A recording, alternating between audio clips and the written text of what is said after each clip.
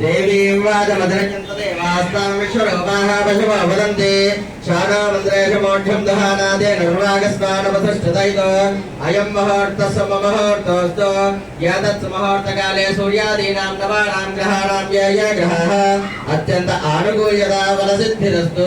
नमस्कारं చేసుకోండి మరలా నక్షత్రం తీసుకోండి రెండు పుష్పాలు తీసుకోండి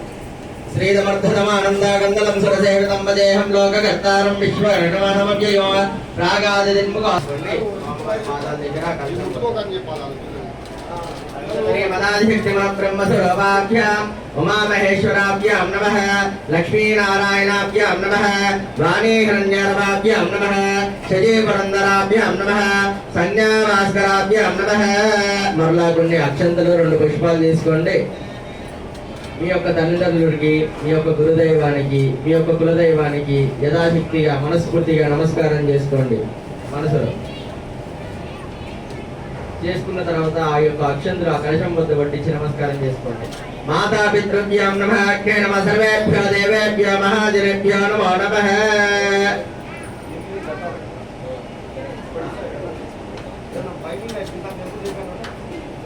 తర్వాత మీ ముందున్న కలశం గ్లాసెస్ ఉన్నాయి దాంట్లో రెండు పాపాలు వేసుకుంటారు కదా వాటితో చల్లేసారు ఆ తర్వాత మీకు చల్లుకొని తర్వాత ఇంకా ఉన్న వాళ్ళందరూ పైన ఓం అపవిత్రః పవిత్రావా సర్వావస్థా గతాపి వా యస్మరేత్ విశ్వకర్మాణాం సబాహ్యభ్యంతరజుతిః అద్యాచమ్యామస్తో ప్రక్షాళ్య ఆచమనం చేసుకోండి అందరూ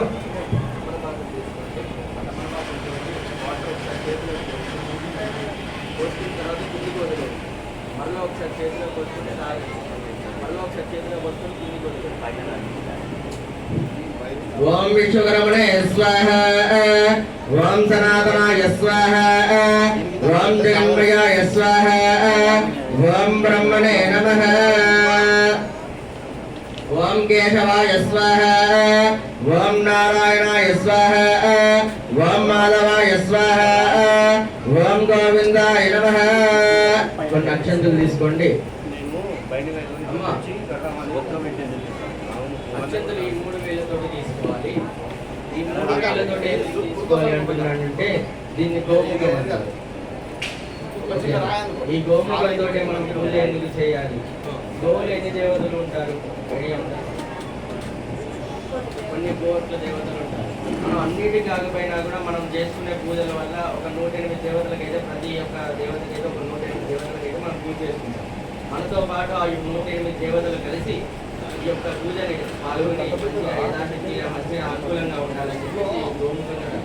అక్షంతలు తీసుకోవాలి ఈ గోముఖంతో అక్షంతలు పట్టించాలి ఎప్పుడైనా ఈ పూజని కానీ ఏ పూజకైనా ఓం అపసర్పంతు ఏ భూత విఘ్నకర్తారా శ్రేష్ఠంతు శివాఘ్నయ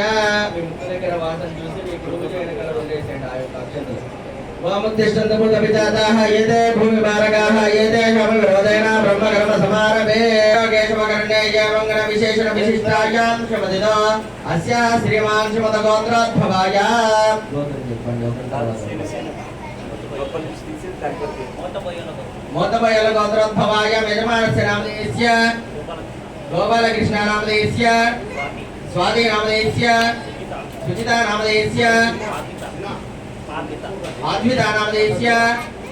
సహ కుటుంబస్య బాంధవస్య శ్రీమాన్ గోత్రోద్భవస్య సోనపాల గోత్రోద్భవస్య యజమానస్య నామధేయస్య వెంకటేశ్వర రెడ్డి నామధేయస్య మాలతి నామధేయస్య సాయి కృష్ణ నామధేయస్య గోకుల్ నామధేయస్య సాగరంబస్సావనస్య శ్రీమాన్ గోత్రోద్భవస్య అస్మినీల గోత్రోద్భవస్య మనస్య చెప్పండి అమ్మ అందరు గోత్రం తెలిసిన వాళ్ళు చెప్పండి కుంభర్తి శ్రీరామ్ నామధేయస్య సాగరంబస్సావనస్య శ్రీమాన్ గోత్రోద్భవస్య వాళ్ళకు కూడా చేయండి ఆ కవరేజ్ చేయండి నేను చెప్పిన విధంగా చెప్పండి అందరూ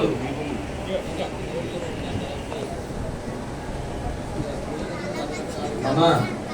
సహ కుటుంబానాం సహ బాంధవానాం సకల క్షేమ స్థైర్య ధైర్య వీర్య విజయ అభయ జలగంట వాయుగండ, వాహనగండ, అగ్నిగండ, ఆకాశగండ, సమస్తగండ, సర్పగండ, దోష పీడన నివారణార్థం పాడి, పంట, పశు, శిశు, గోక్షీరస సంపూర్ణ కరుణ కటాక్ష వీక్షణ ఫల సిద్ధ్యర్థం నిత్య వ్యాపార స్థలేన నిత్య గృహేణ అభివృద్ధికర సిద్ధ్యర్థం శ్రీ మహా గణాధిపతి స్వామి నిత్య సంపూర్ణ కరుణ కటాక్ష వీక్షణ ఫల సిద్ధ్యర్థం శ్రీ ఆదిత్యాది నవగ్రహ దుర్దోష పరిహార సిద్ధ్యర్థం శ్రీ దుర్గాంబిక దేవి నిత్య సంపూర్ణ కరుణ కటాక్ష వీక్షణ ఫల సిద్ధ్యర్థం. నమస్కారం చేసుకొని మీ చేతిలో ఉన్న పుష్పాలు అక్షంతల కలశం మొత్తం ఒట్టించండి. శ్రీ మహాగణాధిపతి స్వామినే నమో నమః. పూజార్థం మధురక్షకారకాః కలశోదకేన పూజా ద్రవ్యాన్ని సంప్రోక్ష. ఇప్పుడున్న గ్లాసెస్కి ఆ కలశానికి బొట్టు పెట్టండి. దండంతో బొట్టు పెట్టేసి కుంకుమ కలశ శిశువ పూర్వే దక్షిణే దోహరిష్పదః వేదాస్తు పశ్చిమే భాగే జ్యోతిర్యాంబ భాషితాః భాస్కర